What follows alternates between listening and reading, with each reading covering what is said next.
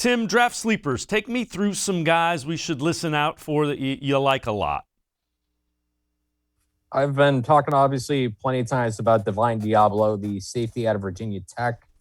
He's a guy I absolutely love when I watch his film. I see, maybe I'll see a lot of Cam Chancellor in his game, similar frame to Cam Chancellor. He played at the same school as Cam Chancellor. He's been moving up in a lot of boards, so he may not be as much of a sleeper now as he was 2 weeks ago, but he's a guy I absolutely love. And when you're talking about a defense in Cleveland that wants to play 5 defensive backs, 6 defensive backs, if you can get a safety that's got a lot of linebacker ability in him, potentially maybe slide him down into that position in certain situations, you've got a really interesting player in Deablo. To the offensive line, I'm going to go with a player who's got a very apt name for playing with the Browns. I'm going to go Ben Cleveland out of Georgia. This is a massive football player, 6'6", 354 pounds, just an incredibly powerful player.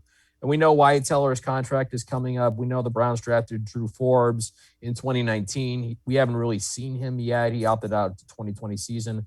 I think, with depth on the offensive line is something that you can always have more of. I don't think you can ever have enough. We saw it unfold in the playoffs, how much it kind of impacted them against Kansas City.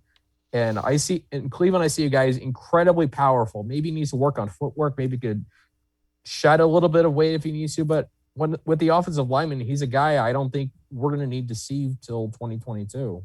Yeah, the other thing about him, and you mentioned, he's 463 pounds. He ran a 5.40 40. So that is a bus that is pulling. That's not a guard. That's a bus pulling at that speed. So I'm with you with Ben Cleveland. And then you also like a wide receiver from one of the smaller schools as well. Yeah, Jaelon Darden from North Texas. He's a very interesting player. He's electric on the outside. He's not a big receiver, 5'9", and unlike guys like Elijah Moore and Rondale Moore, he doesn't have a lot of weight to him, 170 pounds. So he's going to need to learn how to play at the NFL at a greater weight in the NFL, or learn how to avoid contact, because of that slight frame. I imagine he could get hurt pretty well. But when you get the ball in his hands, he's so dynamic. He's so fun to watch. Kind of that diet version of Elijah Moore, Rondale Moore. You're looking for another speed threat. Maybe he's a day 3 option if the Browns decide to wait a while to get themselves a receiver.